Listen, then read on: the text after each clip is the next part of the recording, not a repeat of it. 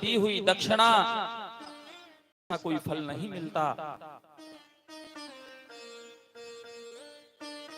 राजा बलि ने कहा, बोले प्रभु, अरे 3 पग भूमि का क्या दान संकल्प करना, आप ऐसे ही नाप लो। बोले नहीं राजन।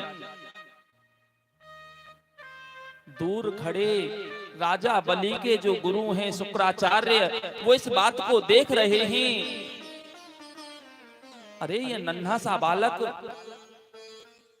इस संकल्प के लिए इतना जोर आखिर क्यों लगा रहा है। और शुक्राचार्य जी ने आज आंख बंद करके ध्यान में जाकर के देखा तो आज उन नन्हे से बालक में नारायण भगवान का दर्शन होने लगा। शुक्राचार्य दौड़े दौड़े राजा बलि के पास में गए। बोले राजन, पहले मेरी बात सुन। अकेले में ले जाकर राजा बलि को समझाया। बोले राजन, तू दान करने से मना कर दे, तू संकल्प मत करना। बोले क्यों गुरुदेव? अरे आप मेरे गुरु, और एक गुरु अपने शिष्य को दान करने से रोके, वो कैसा गुरु? बोले राजन, मैं सच कहता हूं, ये कोई वामन वामन नहीं। अरे ये तो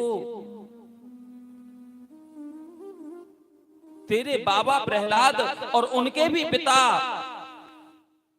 वो हिरण्याकश्यप, तो उनका वध करने वाले ये साक्षात वो नारायण आज देवताओं का हित करने के लिए तुझे छलने के लिए आए हैं। और प्यारे, अगर तूने संकल्प किया तो 3 कदम में तेरे पास फिर कुछ नहीं बचेगा। तेरे हाथ से ये समस्त त्रिलोकी चली जाएगी।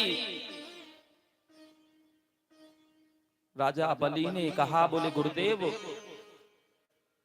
अरे मुझसे सौभाग्यशाली जीव और कौन होगा कि वो स्वयं नारायण भगवान और मेरे दरवाजे पर मांगने के लिए आए हैं।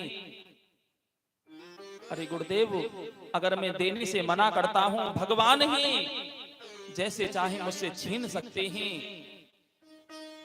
अगर ये भगवान नहीं हुए, ये कोई छोटे से बाल ब्राह्मण, तो 3 पग भूमि में मेरा जा क्या रहा है।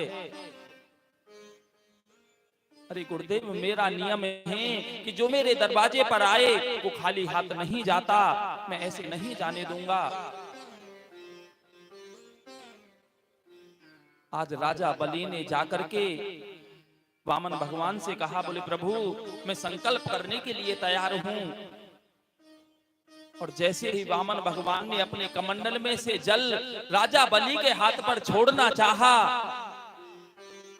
तो कहते हैं कि शुक्राचार्य जी सूक्ष्म रूप धारण करके उस कमंडल की टोंटी में आकर के बैठ गए।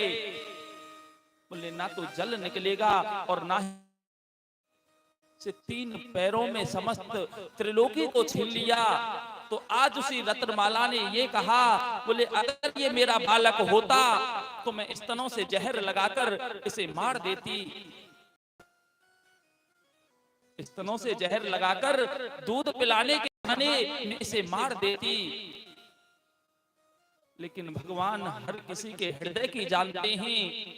आज मन ही मन उस रत्नमाला को आशीर्वाद दे दिया।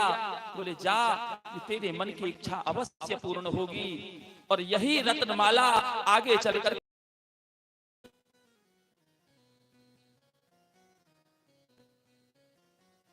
इसी कथा में एक कथा और, कि जब वामन भगवान ने विराट रूप धारण किया